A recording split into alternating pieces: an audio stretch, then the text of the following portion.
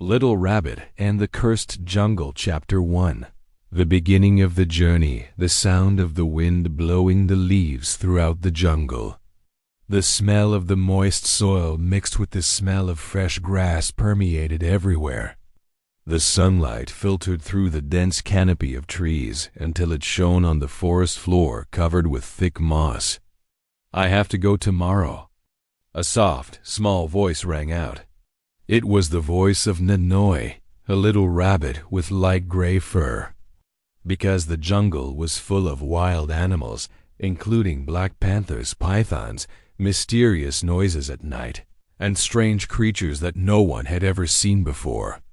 Her round, clear eyes reflected her worry. It was believed that if anyone drank from this well, they would have the power to protect the village from all disasters. In a small rabbit village on the edge of the jungle, there was a legend that in the middle of the jungle there was a crystal well with water so clear that you could see to the bottom. But no one had ever come back to tell the story. Ninoy looked down at the red scarf her mother had tied for her with tears in her eyes. "Mom, I'll come back 1557, Chapter 2. The first beast in the morning, Ninoy carried a small bag containing dried carrots, water, and a guide orb she had received from the old rabbit. After a few hours out of the forest, she heard a hissing sound coming from the bushes. "Phew, little rabbit, where are you going?" A large python slithered out of the shadows. Its body was as thick as a tree, and its yellow eyes shone with hunger. Ninoy trembled, its ears pressed to its back. I'm going to find the crystal well. Can you give me directions?" Blue lightning flashed out, hitting the python. "No one can pass here without becoming my food." The python laughed coldly. Ninoy stepped back, grabbed the guide orb, and accidentally held it tightly, causing it to glow blue. The sound of crickets, cicadas, and something that sounded like a child's giggle floated in the wind. Swish! The python screamed, jerked its body, dodged into the bush, and slithered away into the darkness. Ninoy panted heavily, her heart pounding wildly. All of them had bright red eyes, staring at Ninoy intently. Ninoy gritted her teeth tightly, not letting go. This crystal ball really saved our lives. Chapter 3. Mysterious sound at night. That night, Ninoy had to sleep under a big tree. "Who is it?" Ninoy looked around and saw only a thin mist covering the forest. Suddenly, dark shadows that looked like monkeys appeared and surrounded her. "Screech, screech, little rabbits, bring me the food. The crystal well is not far away, but watch out. The shadow panther is guarding the entrance." A figure flew down. They rushed over to snatch the bag of carrots. Suddenly, a green light rose from the top of the tree.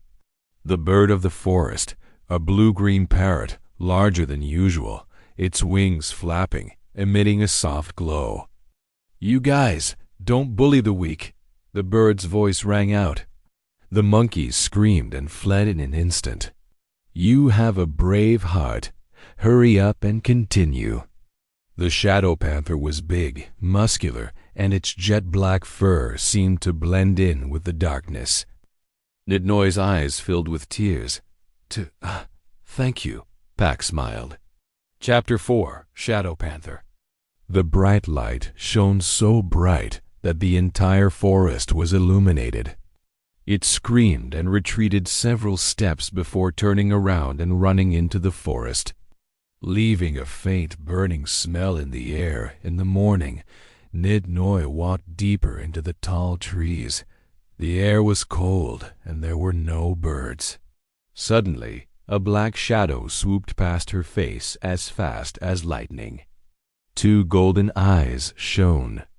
A deep voice roared, "Little rabbit, Your scent is more fragrant than any rabbit.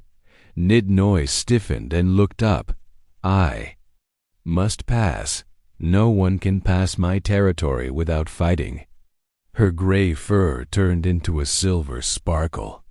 The shadow panther charged at her at high speed. Nidnoy dodged, but was slapped until her scarf fell off and hit a tree.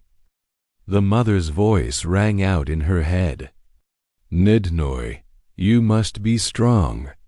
She felt power spread throughout her body. The little rabbit forced herself to get up, grabbed the orb, and held it above her head. Uh-huh.